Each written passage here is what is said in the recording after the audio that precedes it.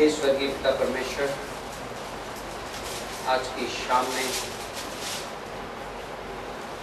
हम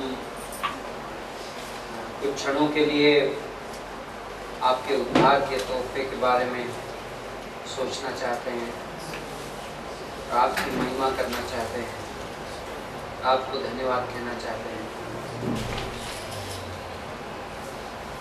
हम किसी योग्य भी नहीं थे, हमें कोई अच्छाई नहीं थी, लेकिन आपने अपने अनुग्रह के द्वारा हमें उद्धार दिया है और हम नया जन्म पाए हैं। ये नया जन्म पूरी तरीके से अलग जन्म है परमेश्वर, ये आपने हमें दे दिया है। इवन दो हम इस पुरानी दुनिया में रहते हैं, ये पुरानी दुनिया में हम गंदे भी होते हैं, लेकिन आप हमें उस नए जन्म की वजह से साफ करते हो और आज हम आपकी उपस्थिति में आते हैं और हम उस नए जन्म में, उस नए मनुष्य में आपके साथ संगति करना चाहते हैं, आपकी महिमा करना चाहते हैं, आपकी आराधना करना चाहते हैं। इस सेमेस्टर को, इस क्लास के सभी छात्रों को हम आपके हाथ में सौंपते हैं। हमारे दिलों को, हमारी दिनचर्या को, हमारे अनुशासन को, इस सेमेस्टर में हम कुछ अद्भुत आत्मिक चीज़ें ग्रहण कर सकें, हमारे अंदर ये इच्छा है, हम आपसे ये आशा रखते हैं। आपने कहा जो धन्य हैं वे जो धार्मिकता के लिए भूखे और प्यासे रहते हैं, क्योंकि वे भरे जाएंगे। तो परमेश्वर, हमारे प्राकृतिक स्वभाव में वैसी भूख नहीं है, लेकिन हमारे अंदर का नया मनुष्य हिरनी जैसे प्यासा है आपकी चीज़ों के लिए, अनंत के लिए, उस आने वाले महिमामय दिन के लिए, हम जिसकी ओर अग्रसर हैं, उस रैप्चर के दिन के लिए, जो दिन हर बीतते हुए दिन के साथ नज़दीक आ रहा है।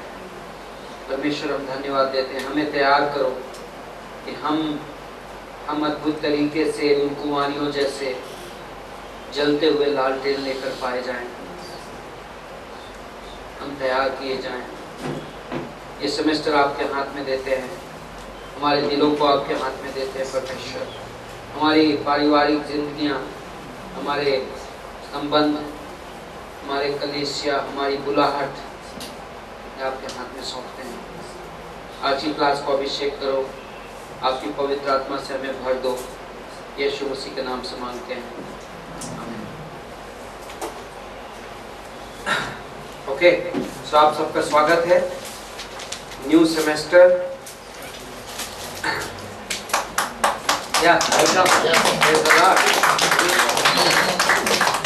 कांग्रेचुलेशंस, आप यहाँ पर हैं, राइट। आप इतने निराश नहीं हुए कि बाइबल कॉलेज में असाइनमेंट्स करने पड़ते हैं, इसलिए मैं नहीं जाऊंगा। Right, okay. सो इस क्लास का शीर्षक है, जो सब्जेक्ट हम इस क्लास में कवर कर रहे हैं, एक्चुअली न्यू टाइटल दिया है मैंने, but it's part of the syllabus. आप सबको सिलेबस मिल गया होगा, ओके। इसमें रेलिवेंट चीज़ें हिंदी में भी हैं।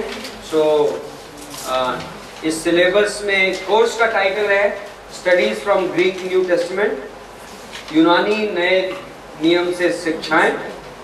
सो बेसिकली मुझे हिंदी में ग्रीक पढ़ाना थोड़ा कठिन होता, तो मैंने इस कोर्स को थोड़ा मॉडिफाई कर दिया और आपके लिए भी उतना इंटरेस्टिंग नहीं होता।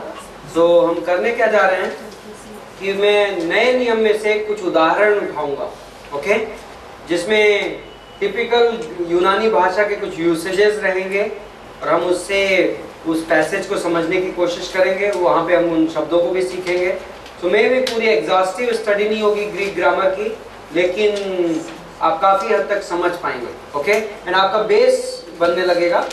सो नाउ जो मैं सिलेबस यूज़ कर रहा हूँ वो बेसिकली रेकमेंडेड रेफरेंस, यदि आप देखेंगे अपने पहले पेज में, तो केनेथ वीस्ट करके ग्रीक स्कॉलर है मूडी बाइबल इंस्टीट्यूट में से, and Kenneth west I don't think कि OM वगैरह में अवेलेबल है ये, और यदि है तो बहुत स्ट्रांगली रेकमेंडेड है। 3 वॉल्यूम का सेट है ये, मैं वॉल्यूम 3 इस वक्त लेकर आया हूँ और वॉल्यूम 3 में उसने एक्चुअली 5 हिस्से हैं इस वॉल्यूम के एंड वो 5 में से 4 हिस्सों का नाम मैंने आपको रेकमेंडेड रेफरेंस में यहाँ पे लिखा है। Bypaths in Greek New Testament, treasures from the Greek New Testament, untranslatable riches from the Greek New Testament and great truths to live by. Okay, ये 4 हिस्से हैं। नाउ यदि आप एक बाइबल सॉफ्टवेयर यूज करते हैं जिसका नाम है QuickVerse, okay, so QuickVerse software के यूजर्स को एक्चुअली कॉम्प्लीमेंट्री ये सारी की सारी बुक्स उस सॉफ्टवेयर के अंदर हैं एंड मे बी मैं आपको बीच में उसकी पीडीएफ कन्वर्ट करने की कोशिश में कर रहा हूँ, ये मिल गई तो आप लोगों को पीडीएफ बांट सकता हूँ। अदरवाइज इन एनी केस मैं ये 4 जो सेक्शंस हैं इस वॉल्यूम के वो रिफर करूंगा इस सिलेबस के दौरान। नाउ सेकंड चीज़ ये है, यदि आप अपना पाठ्यक्रम देखें, सिलेबस देखें, 20 क्लासेस हैं एंड ब्रॉडली स्पीकिंग यही चीज़ें हम कवर करेंगे। आपको टाइटल दिया गया है एंड जो ब्रैकेट में लिखा है वो मैं ज़्यादा कॉम्प्लिकेट, जिन लोगों के पास ये रेफरेंसेस होंगे उनकी सहायता के लिए, for example GT2 means great truths to live by का चैप्टर नंबर 2, ओके, तो ऐसा करके आप रेफर कर सकते हैं। बट यदि आपके पास ये टूल्स नहीं है तो आपको कोई टेंशन लेने की जरूरत नहीं है, हम यहाँ पे क्लास में थॉरली डिस्कस करने वाले हैं। एक लास्ट चीज़ ये है क्लास का होमवर्क, ओके, इस क्लास में क्विजेज होंगी। मैंने पिछले बार एक्सपेरिमेंट किया, it was not so successful, okay, तो मैं लाइव क्विजेस दूंगा इस बार, तो everybody will be forced to participate and जो होगा देन एंड देयर होगा। 15 मिनट्स क्विज, 10 क्वेश्चंस बीच बीच में आपको मिला करेंगे सरप्राइज बेसिस पे। सो नो दिस थिंग कि मैं तैयार नहीं हूँ, so will do it here. Now 20 classes में आपको रीडिंग असाइनमेंट है। मैंने वर्सेस दिए हैं, वर्सेस मैंने इंग्लिश में लिखी हैं, हिंदी स्टूडेंट्स आप ट्रांसलेट करा सकते हैं। हर क्लास के सामने आपको क्या पढ़ के आना है, ओके। सो आज क्लास नंबर 1 है और आज का सिलेबस का टाइटल इंट्रोडक्शन टू ग्रीक और जीसस और निकोदेमस, ओके।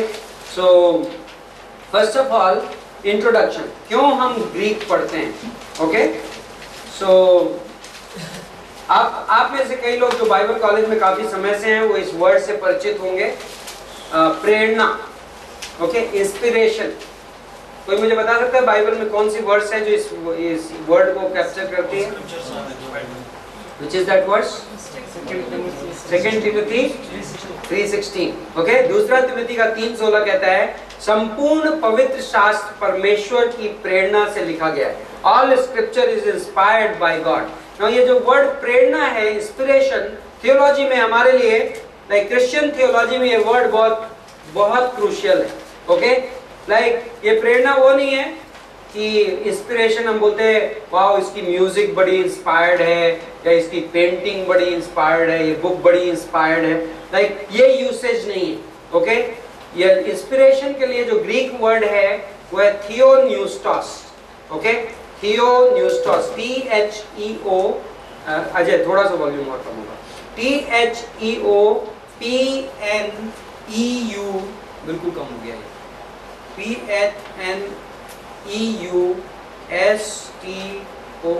ओके, थियोन्यूस्टोस।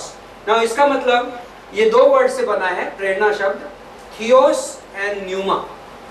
थियोस का मतलब क्या होता है? परमेश्वर, एंड न्यूमा मतलब क्या होता है, किसी को पता है? सांस, राइट, सांस या आत्मा, दोनों के लिए यूज होता है सेम वर्ड। सो गॉड ब्रेथ, परमेश्वर की सांस से आई।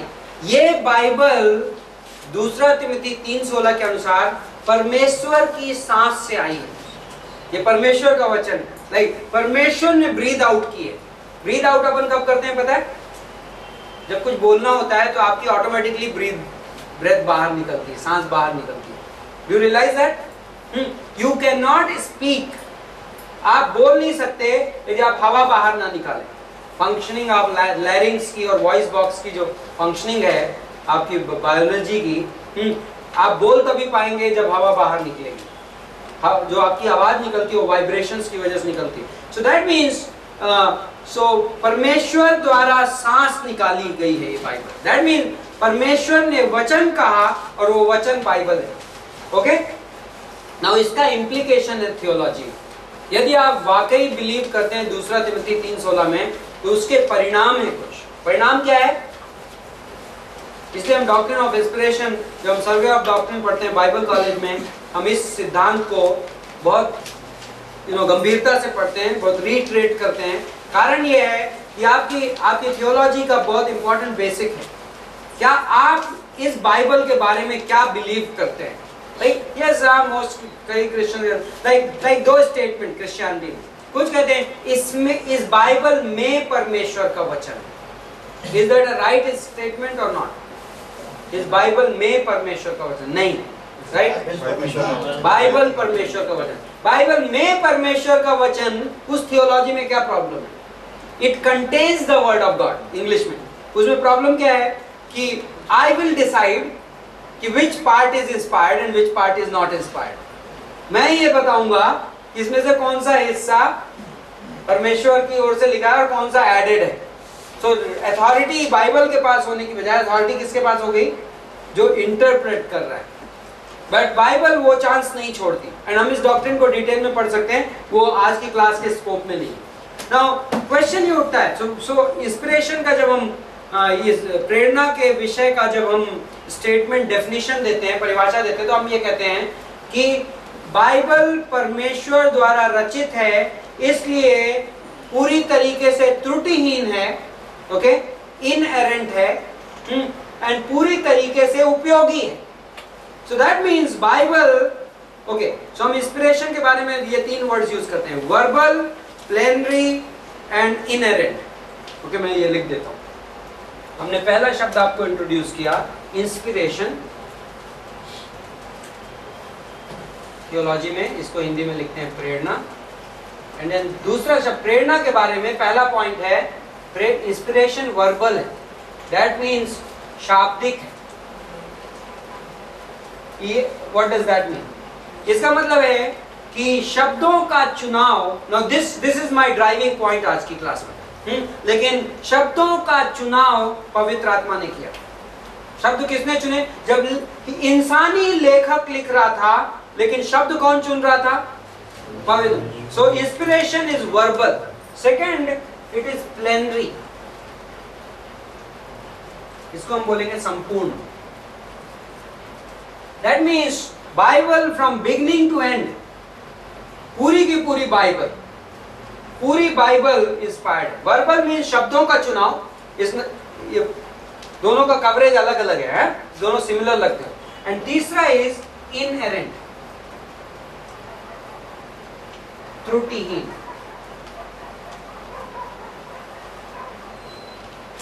ओके, मतलब यदि बाइबल परमेश्वर ने लिखी है, परमेश्वर ने बोली है, इवन दो इंसानों को इस्तेमाल किया है, तो बाइबल में गलती नहीं हो सकती। यदि एक गलती भी हुई तो इम्प्लीकेशन ये है, या तो गॉड परमेश्वर को आधा ज्ञान है, विच इज इम्पॉसिबल, या तो परमेश्वर झूठ बोल रहा है, वो भी असंभव है। बाइबल त्रुटिहीन है, इनहेरेंट है। ये हमारी लाइक थियोलॉजी के ऑलमोस्ट बेसिस बोल सकते हैं। इसके बिना लाइक ये आपका स्टार्टिंग पॉइंट है। यदि हमें इसमें क्वेश्चन हो तो we have to review, retreat, form convictions, हम समझ लें। लेकिन नाउ अब यहाँ पे जब मैं कह रहा हूँ जो इंस्पिरेशन है वो शाब्दिक है, शब्दों का चुनाव पवित्र आत्मा ने किया। तो now the question is, probably आज की डेट में बाइबल के 500, 700,000 आई डोंट नो कितने ट्रांसलेशंस होंगे, अनुवाद होंगे। तो क्वेश्चन ये उठता है कि यदि 2 अनुवाद, लेट्स से मेरा king James version and new American standard version और लेट्स से एनआईवी, इन तीनों में सेम वर्ड्स यदि डिफरेंट शब्दों का प्रयोग करती है, तो then how would I know? और मान लो इन सम केसेस ये तीनों शब्द डिफरेंट मीनिंग्स कैरी करते हैं, तब सवाल ये उठता है कि फिर ये बाइबल वर्बल इंस्पिरेशन कैसे हो गया? राइट?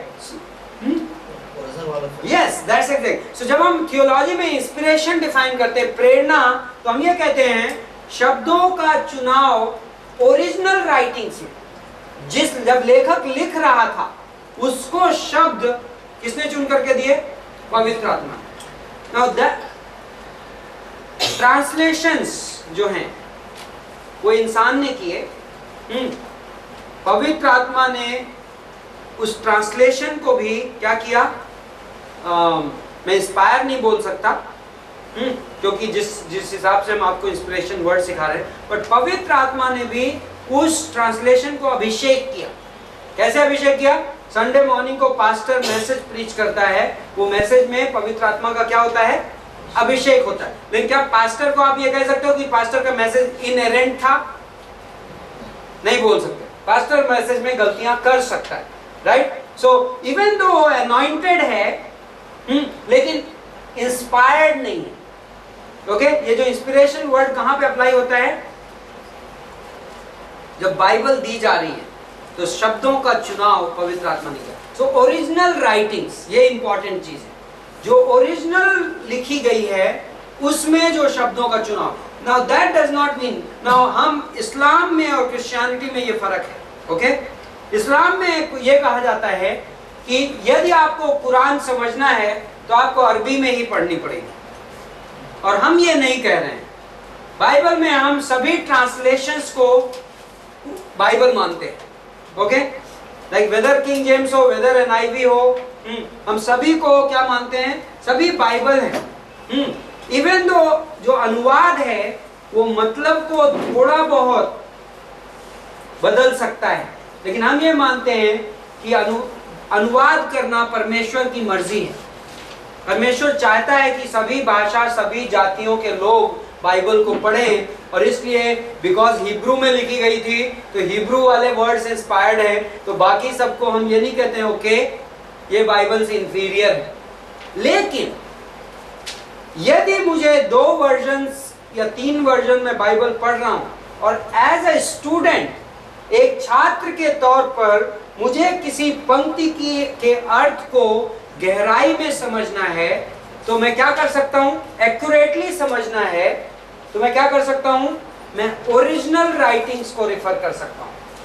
ओके, सो जब हम, नाउ क्वेश्चन, बाइबल ओरिजिनली किन किन भाषाओं में लिखी गई? जब लेखक लिख रहे, कितने, बाय द वे आपको पता है कितने लेखक हैं बाइबल में? 40 लेखक। कितने साल के दौरान लिखी गई? 1600 अराउंड 1600 साल। ओके, पहली किताब कौन थी, किसी को पता है? अय्यूब की किताब।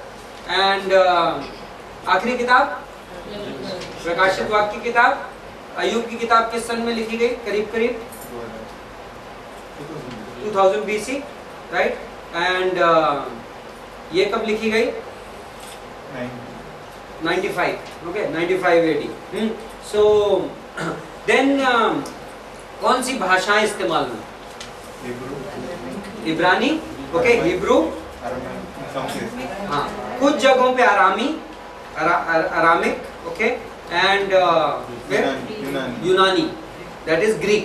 ओके, मैं हिंदी में इंटरमिटेंटली ग्रीक वर्ड यूज करूंगा यूनानी के लिए, तो आप उसको, क्योंकि I think easy to familiarity है। सो कौन सा पार्ट बाइबल का हिब्रू में लिखा गया है? इब्रानी में ओल्ड टेस्टमेंट, पुराना नियम। कौन सा पार्ट यूनानी में है? नया नियम। ओके, नाउ एंड अरामी में कौन सा पार्ट है?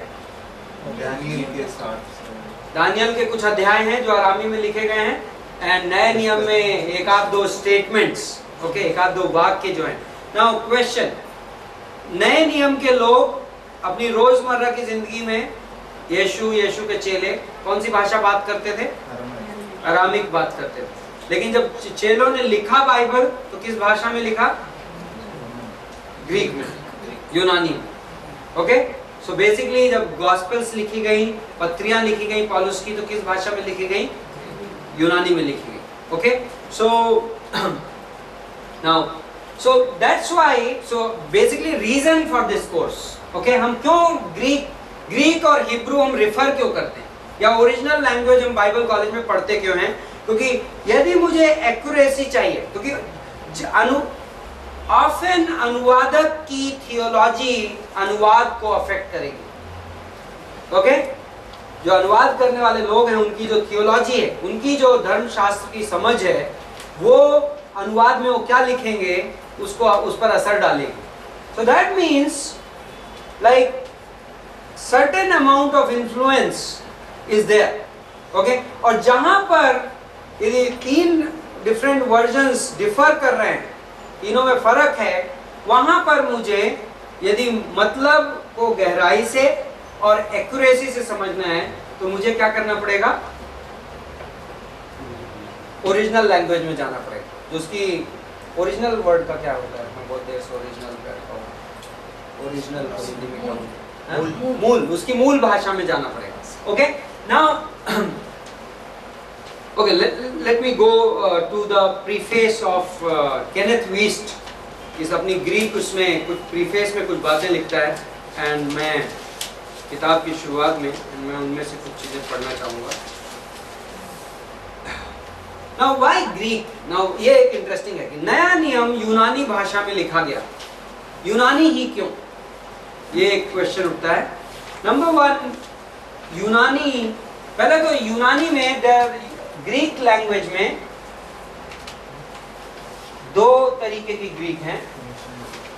One is classical and one is Koine. Okay, now classical Greek जो है लिटरेरी ग्रीक है, साहित्यिक. राइट? इंडिया में भी ऐसा, हिंदी को भी आप बोल सकते हो कई बार. एक साहित्यिक हिंदी होती है और एक सड़क छाप हिंदी होती है. राइट? खड़ी भाषा, लाइक व्हाटएवर. टपोरी. So same way Greek language में क्लासिकल ग्रीक थी. नाउ क्लासिकल ग्रीक रीजन पे इन्फ्लुएंस थी. आप विभिन्न हिस्सों में जाएंगे, ग्रीक के भी विभिन्न फॉर्म थे. ओके, आप एक एरिया में चले जाएं तो यूनानी भाषा अलग तरीके से बोली जाती थी, दूसरी एरिया में चले जाएं दूसरी तरीके से बोली. लेकिन जब आपको जो ग्रीक कल्चर है, जो यूनानी संस्कृति है, उसका जो सबसे फेमस आदमी जहां से यूनानी संस्कृति फोर फ्रंट में आई, आपको पता है कौन था? Yes, Greek. No, that is much later. Aristotle was a philosopher. Alexander the Great. Okay, Sikandar महान. Alexander the Great Greek ruler था. Okay, and जब उसने दुनिया पे विक्ट्री की, दुनिया पे विजय हासिल की, तब ग्रीक कल्चर सडनली क्या हो गया? फैला. Okay, so that is how जब हम न्यू टेस्टामेंट में पहुंचते हैं यीशु मसीह के समय में, तो उस समय इवन शासन जो है वो रोम का है, लेकिन कल्चर जो है वो फिर भी ग्रीक है. क्योंकि लाइक फॉर एग्जांपल आज आप कंट्री कहीं भी चले जाइए, जो इंग्लिश है वो almost like a primary necessary language बन गई है. सो इस बात से फर्क नहीं पड़ता आज की डेट में कि आप चाइना में हैं या अमेरिका में हैं, चाहे भारत में हैं. लाइक जो अंग्रेजी भाषा का जो कल्चर में जो इन्फ्लुएंस है वो ऑलमोस्ट यूनिफॉर्म होता जा रहा है. सेम वे फर्स्ट सेंचुरी में ग्रीक की यह हालत थी. यूनानी भाषा, नॉट जस्ट भाषा बट यूनानी कल्चर विभिन्न चीजों को इन्फ्लुएंस कर रहा था. नाउ सो व्हाट हैपेंड, जब अलेक्जेंडर द ग्रेट और उसके बाद के लोगों ने जब देखा कि मार्केट प्लेस में आप ग्रीक यूज कर रहे थे, यदि किसी आदमी को उस जमाने की दुनिया में 2 भाषाएं आती थी तो अक्सर सेकेंड लैंग्वेज ग्रीक होती थी. लाइक आज की डेट में यदि किसी आदमी को 2 भाषा आती है, एक अपनी मदर टंग आती है एंड सेकेंड वन कौन सी आती है आमतौर पे? English. Right? Same way Greek थी उस जमाने. नाउ कोइने ग्रीक वो कहां से चालू हुई? जब ग्रीक का इन्फ्लुएंस बढ़ने लगा तो क्लासिकल ग्रीक उतनी आसान नहीं थी आम आदमी के लिए. लेकिन यदि आम आदमी इस भाषा को अडॉप्ट कर रहा है तो आपको कैसी लैंग्वेज चाहिए? आसान लैंग्वेज चाहिए. सो कल्चरली क्लासिकल ग्रीक को आसान बना के मॉडिफाइड जो ग्रीक थी, जो आम मार्केट प्लेस की ग्रीक, आम आदमी द्वारा बोली जाने वाली ग्रीक भाषा, उसको कोइने ग्रीक बोलते हैं. जब नए नियम के लेखकों ने नया नियम लिखा, चेलों ने यीशु मसीह के, उन्होंने कोइने ग्रीक का इस्तेमाल किया, क्लासिकल ग्रीक का इस्तेमाल नहीं किया. ओके, सो मार्केट प्लेस, एक आम आदमी की भाषा. तो इसके पीछे क्या है? लाइक ये अपने आप ही एक मैसेज कह रहा है. परमेश्वर ये चाहता है कि आम आदमी उसका वचन पढ़े. राइट? सो लाइक आप चाहोगे इवन दो बाइबल अपने आप में बड़ी लिटरेरी है, बहुत साहित्यिक है, अपने आप में अमेजिंग लिटरेरी वर्क है, राइट? इससे बढ़िया साहित्य लाइक रियली में आपको ना मिले, राइट? बट परमेश्वर ने कौन सी भाषा चुनी? क्लासिकल ग्रीक नहीं चुनी, कोइनिक ग्रीक चुनी। दूसरा ये है यूनानी भाषा की एक खासियत है, यूनानी भाषा बड़ी कलरफुल एंड बड़ी डायनामिक लैंग्वेज, ओके? उसमें बहुत एक्सप्रेशन है, बहुत वर्सेटिलिटी है, मतलब बहुत विभिन्नता है, ओके? सो वैरायटी है, एक्सप्रेशन बहुत स्ट्रांग है। आप जो कि हम देखेंगे धीरे धीरे, कई प्रेम के लिए इंग्लिश भाषा में एक शब्द, यूनानी भाषा में 4 शब्द। पाप के लिए आप कुल मिला के खोजोगे तो इंग्लिश भाषा में 2, 3, 4 शब्द निकलेंगे, यूनानी भाषा में 15, 17 शब्द है पाप वर्ड को एक्सप्रेस है। तो दैट इज बड़ी कलरफुल, बड़ी मल्टीफेसेटेड भाषा, विभिन्न पहलुओं से यूनानी शब्द, तो परमेश्वर ने ऐसी भाषा चुनी, okay? So okay, now going back to this guy Kenneth west.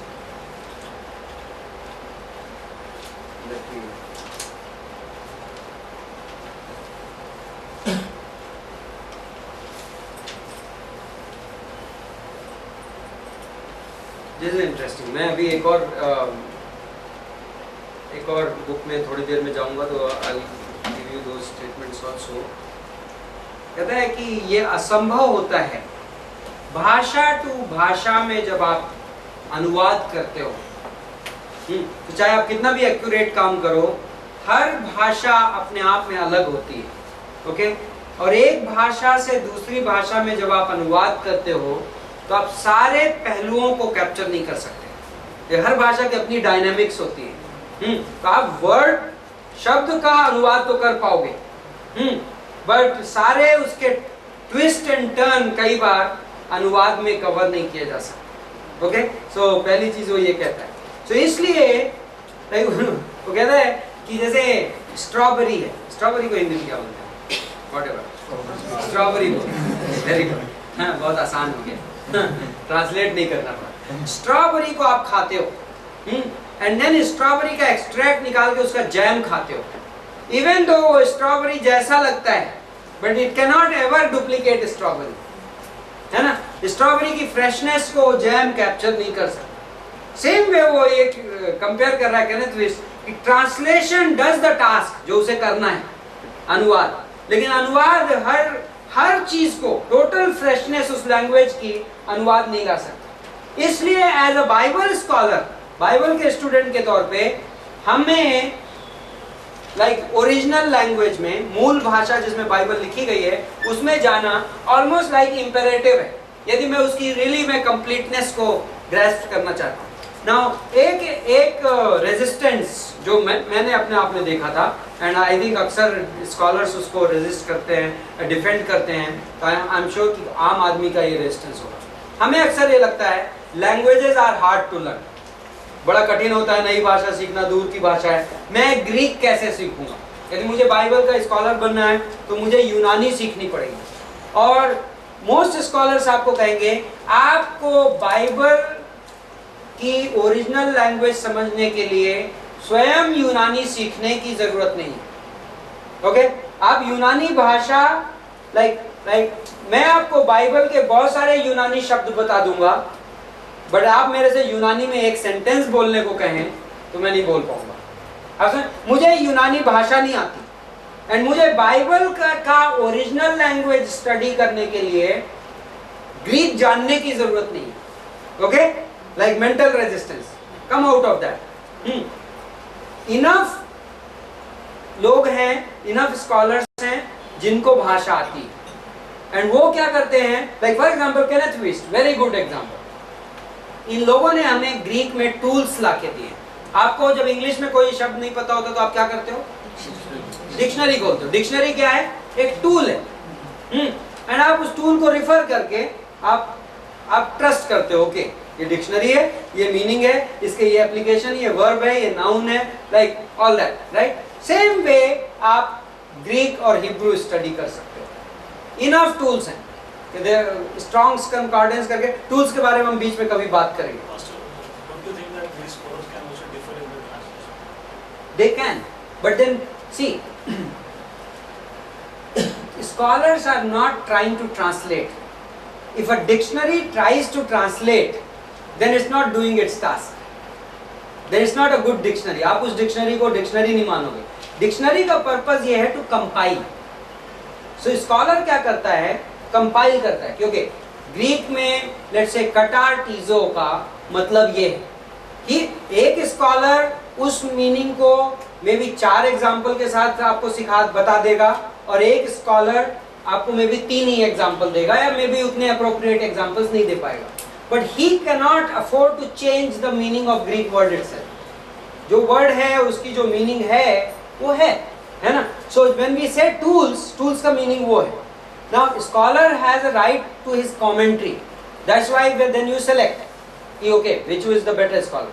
But जो वर्ड है पर से कि लेट अस से अगापे का क्या मीनिंग होता है, that is not only Christian scholar is saying that.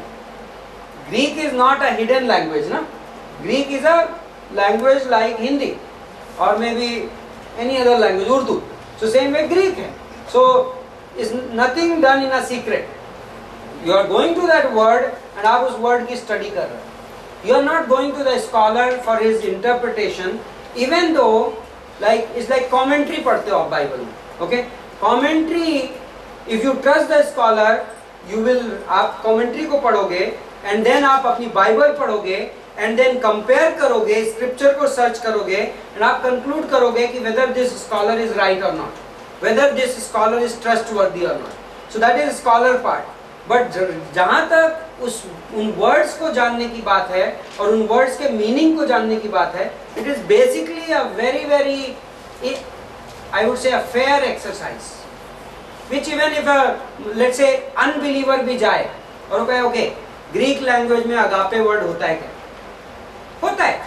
यदि आप क्रिश्चियन स्कॉलर के पास नहीं जाओगे, एक लेट्स से क्रिश्चियन स्कॉलर के पास ये इंफॉर्मेशन कहाँ से आई? From the very same dictionaries which world is using. Okay, so and trustworthiness of scholarship is based on that only. Like Oxford dictionary क्यों हम use करते हैं, वो भार्गवा वाली है ना. And like you know, मैं भार्गवा भी अच्छी थी वैसे, हम use करते थे. But then there is a level का फर्क था, है ना. Oxford Advanced Learner Dictionary हमने क्लास 8 से लेके क्लास 12 तक फेथफुली यूज की, उसकी बाइंडिंग तक कराई थी. Okay, because it was supposed to be a good dictionary. You could trust it, right? Same way you will go by this. I won't take Benny Hinn for my Greek guru, but I will take Kenneth Wiester's, because like, sorry for any, like I won't take maybe even Robin for my Greek guru. Okay, so let's move. Now next चीज वो बोलता है, no single translation is able to bring out all the delicate shades of meaning. That means like whether it is King James, चाहे वो New American Standard, no translation can do the justice. I totally agree with him. Like जो Greek में जो कई बार वो sentences जो बोल रहे हैं. Now एक और चैलेंज आपको समझना, ट्रांसलेटर का ये चैलेंज है. ओके, जब बाइबल ट्रांसलेट की गई है, हर ट्रांसलेटर का ये challenge, translator can not afford to add words. Translator को ये चैलेंज दिया जाता है हमेशा, you cannot use one extra word.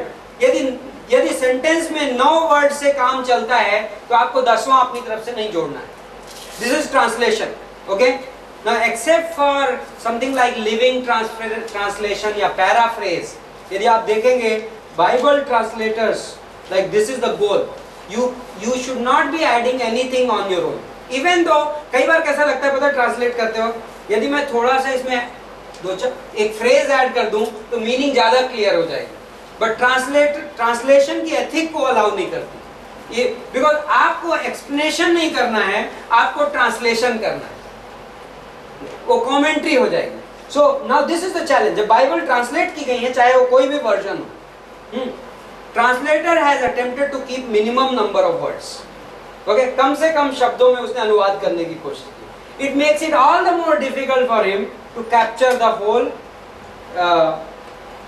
Essence, right. उसका जो सारे पहलुओं को, लाइक अभी हम जाएंगे, जब आप ग्रीक वर्ड्स कुछ स्टडी करेंगे suddenly you will realize एक एक word में there is a plethora of information. And translator, now also there is one more challenge. One word in one language is never always totally equal to its synonym in another language. एक भाषा में कोई शब्द का जो मतलब होता है, दूसरी भाषा में उसका समानांतर शब्द है, दोनों एग्जैक्ट सेम मीनिंग कभी नहीं कैरी करते. That's amazing. Like once in a while they will do, like आप जो कहते हैं ना, okay, love, Prem. But English में love and हिंदी में प्रेम, even though there will be 90% overlap, 10% वो एरिया है जहाँ दोनों डिफरेंट, दोनों के पहलू हैं. Okay, that is again translator's challenge. So and that too added to that Greek and Hebrew बहुत rich languages. इब्रानी और यूनानी दोनों बहुत like really बहुत बहुमूल्य भाषाएं, like बहुत rich, बहुत expressionful हैं. Okay, बड़ी poetic हैं, बहुत expressive हैं. So okay, ये also warn करता है Kenneth Wuest, बोलता है that should not disturb our confidence and dependence upon translations of our language. ये सब हम इसलिए नहीं बोल रहे हैं कि हम कहें ओके ये बाइबल तो किसी काम की नहीं है, ओरिजिनल ग्रीक हमको आती नहीं है तो कल से बाइबल ही ना पढ़े. No, that's not the meaning. Okay, कल पता चला मैंने क्लास में इंजस्टिस कर दिया. मीनिंग ये है, as a Bible student I have read those verses, मैंने ये पंक्तियां पढ़ी हैं, वो पंक्तियां मुझे मिनिस्टर कर रही हैं. Now I want to dig deeper, मैं उसकी गहराई में इसलिए जाना चाह रहा हूं to appreciate the whole value.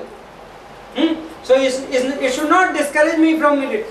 Just because हम ग्रीक की क्लास कर रहे हैं, हम इंग्लिश बाइबल को तुच्छ मानेंगे, इसका ये मतलब नहीं है.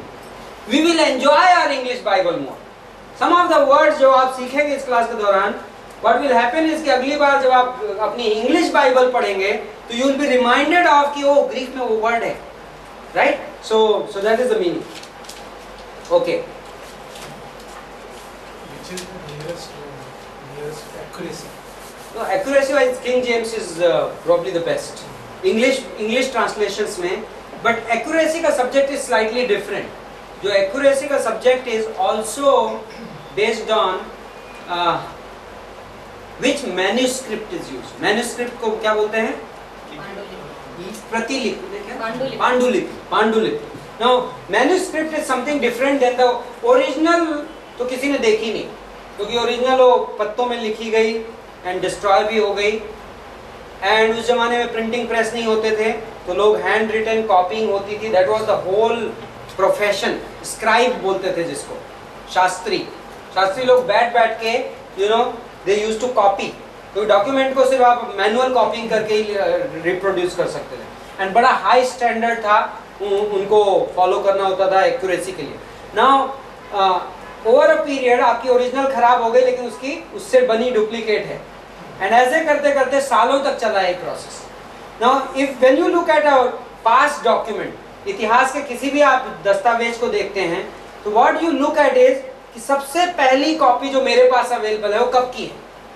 और यदि वो कॉपी जो है ओरिजिनल जब लिखी गई थी उससे जितनी नजदीक की होती है, आप उन्हें कॉन्फिडेंस के साथ उस कॉपी पे ट्रस्ट कर सकते हो.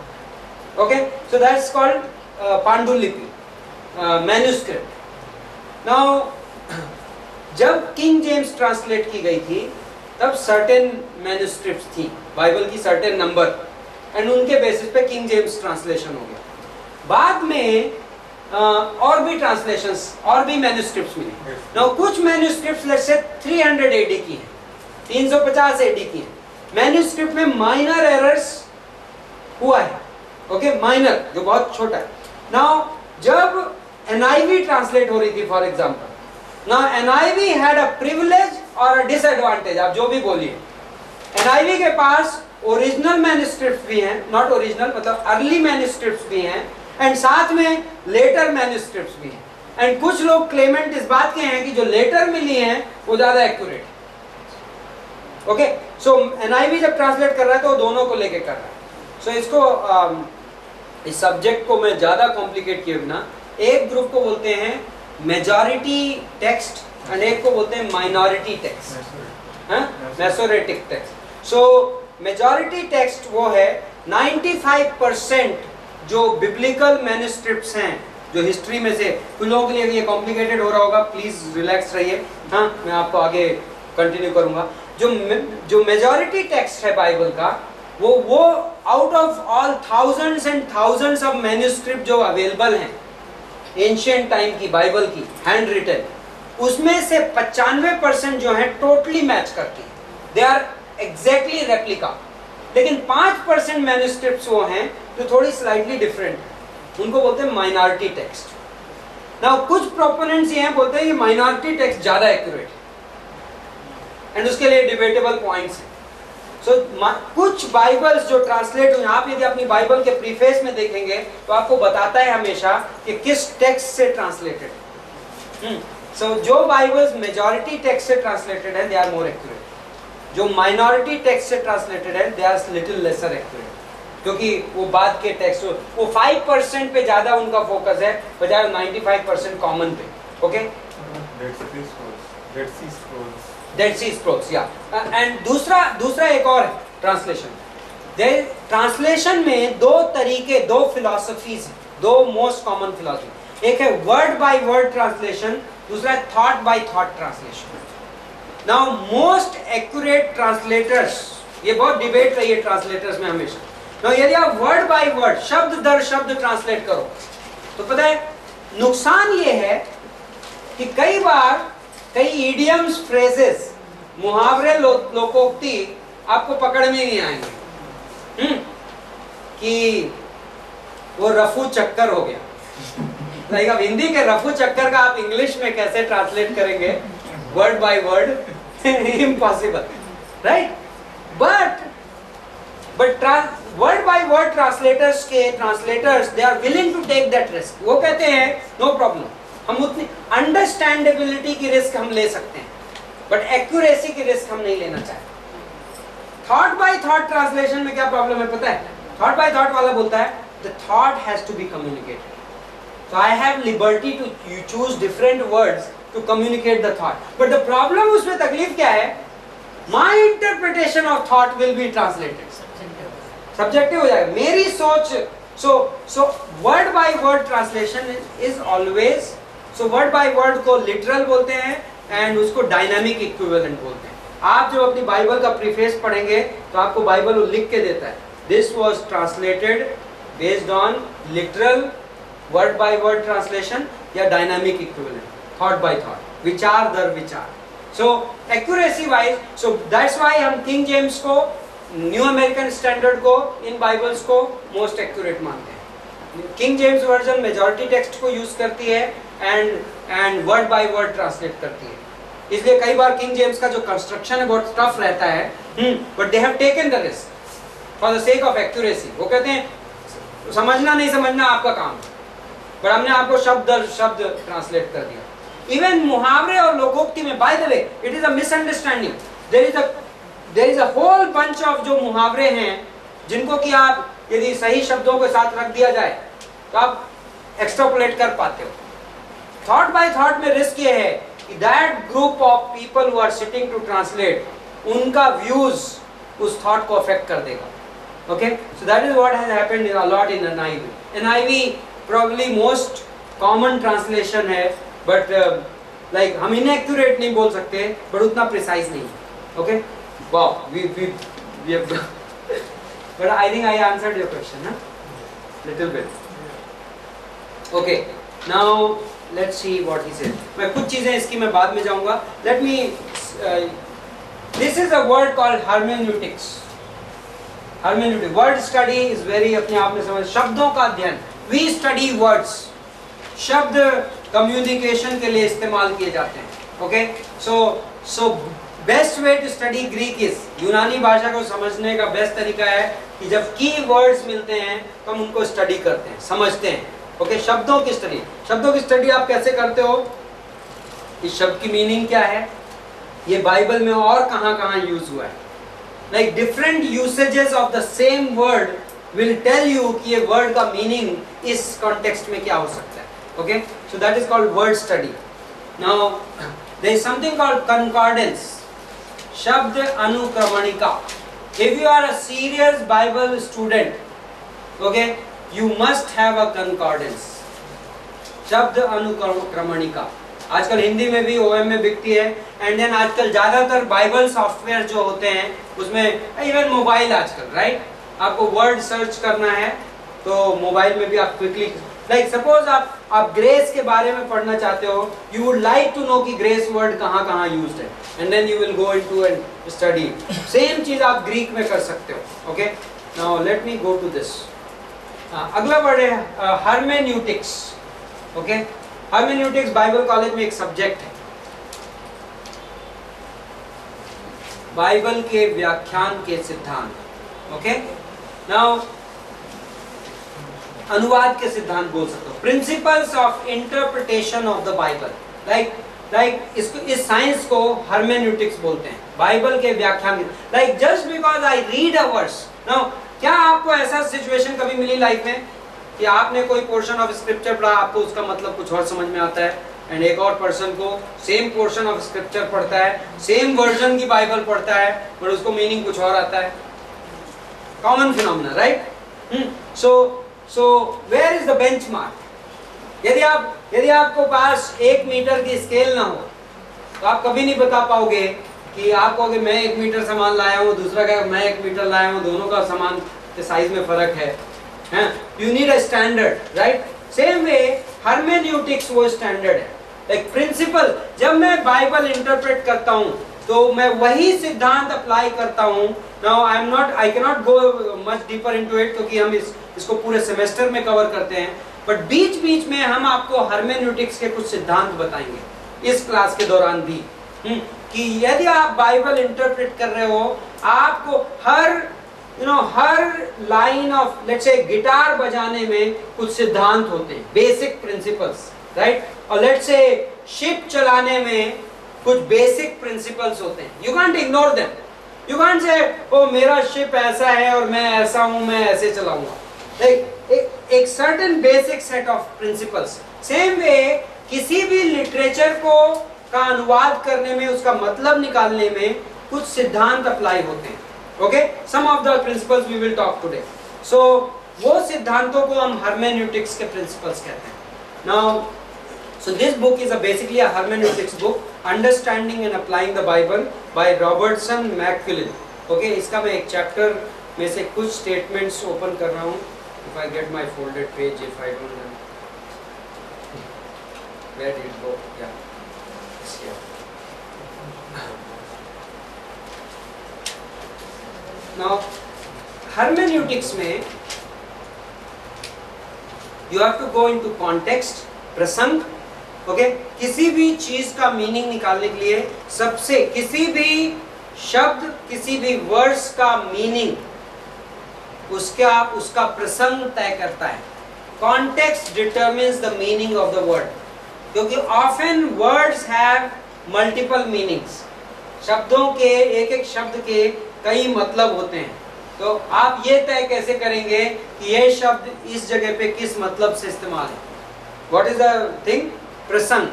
नाउ कॉन्टेक्स्ट बड़ा ब्रॉड वर्ड है. Okay, there is a context has historical context, ऐतिहासिक पृष्ठभूमि होती है. Context has cultural context, okay, सांस्कृतिक पृष्ठभूमि होती है. Context is also literary context. Yes, बिल्कुल, वेरी मच. यदि पोएट्री में कोई चीज लिखी गई है तो then it is used differently. शब्दों का प्रयोग कविताओं में अलग होता है एंड कहानियों में अलग होता है, और जब लीगल डॉक्यूमेंट होता है तो आप शब्दों का प्रयोग डिफरेंटली करते हो, राइट? लाइक मीनिंग्स चेंज हो जाते हैं कई बार. So and then one of the context is context of the language, भाषा का प्रसंग. लाइक नाउ सो भी आज जो हम बात कर रहे हैं hermeneutics in the context of the language. Now मैं 2-4 क्विक रूल्स दूंगा आपको. Where is my page? Okay, so Robertson McQuilkin की कुछ statements. Why are words troublesome? ये सवाल पूछता है, शब्द हमें तकलीफ क्यों देते हैं? लाइक स्टडी में वो इसलिए उसका आंसर वो बोलता है कि क्योंकि शब्द जगह के साथ कई बार मतलब बदलते हैं, राइट। तो इसलिए शब्द हमें तकलीफ देते हैं। जगह, किस जगह पे इस्तेमाल हुआ है शब्द, उस जगह के हिसाब से मीनिंग बदलता है। सेकंड वो वही बोलता है जो मैंने थोड़ी देर पहले पॉइंट बोला था, a word in one language rarely means precisely what a word means in another language. एक शब्द एक भाषा में जो मतलब कैरी करता है दूसरी भाषा में बिल्कुल वही मतलब नहीं कैरी करता है अक्सर। तो ये इसलिए हमें ट्रबल होती है words, because I have to study word. Now then biblical hermeneutics के बारे में कुछ शब्द, कुछ सेंटेंसेस मैं बोल रहा हूँ, and then biblical words there are some biblical words which are used in a special sense. Bible में कई शब्द, now understand this, agape for example बहुत क्लासिक केस है। agape का secular use, secular literary use जो उस जमाने के संसार में जो इस्तेमाल था agape का बहुत कम था। ओके, इवन दो शब्द एग्जिस्ट करता था पर उस शब्द की meaning was also not understood. So actually biblical use ने अगापे को नया मीनिंग दे दिया, इवन तो बेसिक मीनिंग सेम है अगापे का। ओके, सेल्फ सैक्रिफाइसिंग लव था, लेकिन पहला कुरिन्थियों के 13 में पौलुस ने अगापे की 15-20 कैरेक्टरिस्टिक लिस्ट आउट कर दी जो एक ग्रीक माइंड कभी समझ ही नहीं सकता था। So we have to understand कि बाइबल ने शब्दों में को नया मीनिंग भी दे दिया ओकेजनली। ओके, फॉर एग्जांपल मौत को एक सांसारिक आदमी इतना समझता है कि कोई मर जाता है और हम आप जिसको जला और दफना देते हैं, लेकिन बाइबल में death has a lot of meanings. Spiritual death for example, we were dead in our trespasses. Now suddenly secular meaning के हिसाब से ये सेंटेंस बेवकूफी भरा है, we were dead now we are alive. Secular meaning कहेगा ये तो इम्पॉसिबल। पॉल कहता है I die daily. So death in Bible carries a lot more meaning. Bible में मौत शब्द का में बहुत सारा मतलब कैरी होता है सेकुलर यूजेस से। So we have to remember that. So this is the one word. Biblical words are used in a special sense. Now, second, words have more than one meaning. शब्दों का एक से ज्यादा मतलब होता है। Okay? Okay, next one. Interesting. कुछ interesting statements हैं, just to keep them in mind. Different words in the original may be translated by the same English word. मूल भाषा के अलग अलग शब्दों का इंग्लिश में कई बार सेम शब्द से अनुवाद किया जा सकता है, राइट। तो इंग्लिश में आप बोलते पावर, हाँ, लेकिन यूनानी में एक्सूजिया भी हो सकता है, एनर्गिया भी हो सकता है, इस्कस भी हो सकता है, ड्यूनामिस भी हो सकता है। ये चार शब्द हैं ग्रीक में, इंग्लिश में आप उसको लिख देते हो power. Okay, and the same way opposite, a word in original may be translated by different English words. So मूल भाषा का कोई एक शब्द इंग्लिश में विभिन्न शब्दों में ट्रांसलेट भी हो सकता है। सो फॉर एग्जांपल, इस शब्द को हम लेंगे, यहाँ पे उसने कुछ एग्जांपल दिया, ओह दैट इज क्लासिक काटार्टिजो, बट मैं उसमें जाऊंगा नहीं। But then let's say quick example, I had something in mind. मुझे एक एग्जांपल दीजिए जो ओरिजिनल वर्ड है।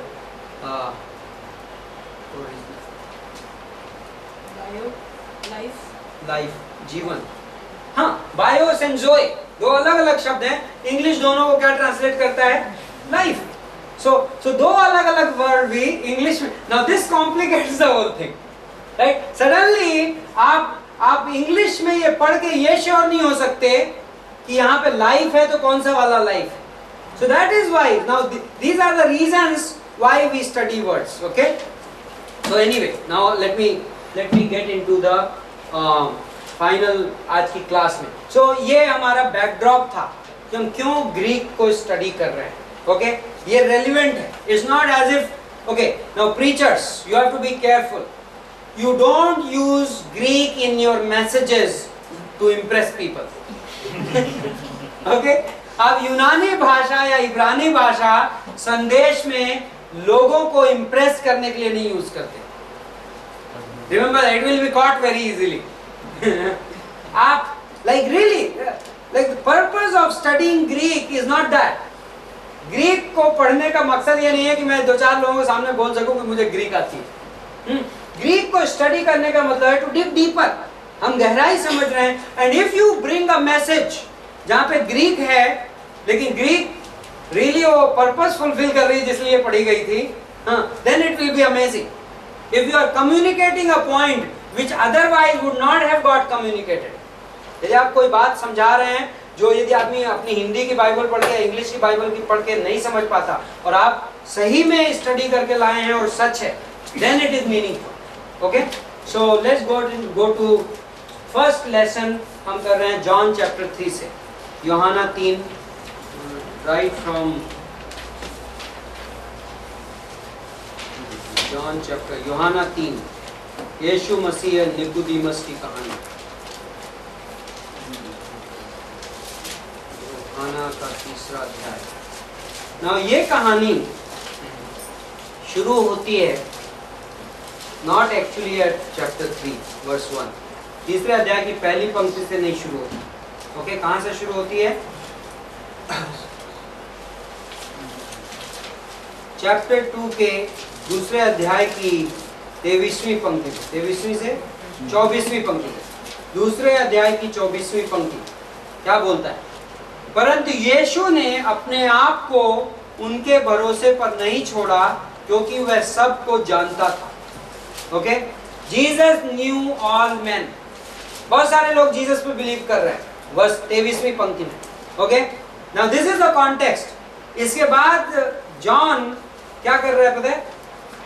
जॉन कह रहे हैं जीसस को आके लोग बोल रहे हैं आई बिलीव, मैं विश्वास कर रहा, बट जीसस अपने आप को उन पे कमिट नहीं कर रहा, उन पे वह उस तरीके से भरोसा नहीं कर रहा है, क्योंकि उसको इंसान के दिल की बात पता है।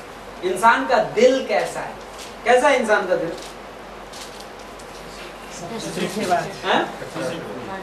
डिसीटफुल, धोखेबाज है, अनट्रस्टवर्दी।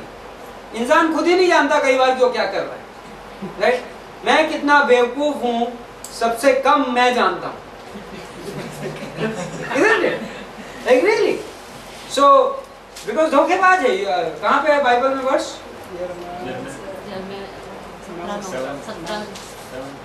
17:9। यस, यिर्मयाह 17:9। मन तो धोखेबाज है और क्या है? असाध्य रोगों से ग्रसित, उसे कौन जान सकता है? That is how the verse ends. Who can know it? Okay? So amazing. So यीशु मसीह लेकिन लोगों के दिल जानता है। एंड यूहन्ना ये कहने के बाद सडनली इस स्टोरी में एंटर करता है।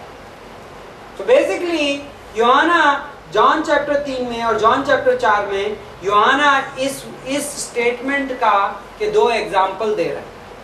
ओके, कि ये 2 लोग हैं जो यीशु से बात करने आते हैं। So let's start. पहला, फरीसियों में से निकोदेमुस नाम का एक मनुष्य था जो यहूदियों का सरदार था। Okay, now English Bible starts with now. Now there was a man of Pharisees. Now का से स्टार्ट होना पीछे के वर्सेस से कनेक्ट करता है। Now आप सिर्फ हिंदी पढ़ते हैं। Now this is interesting.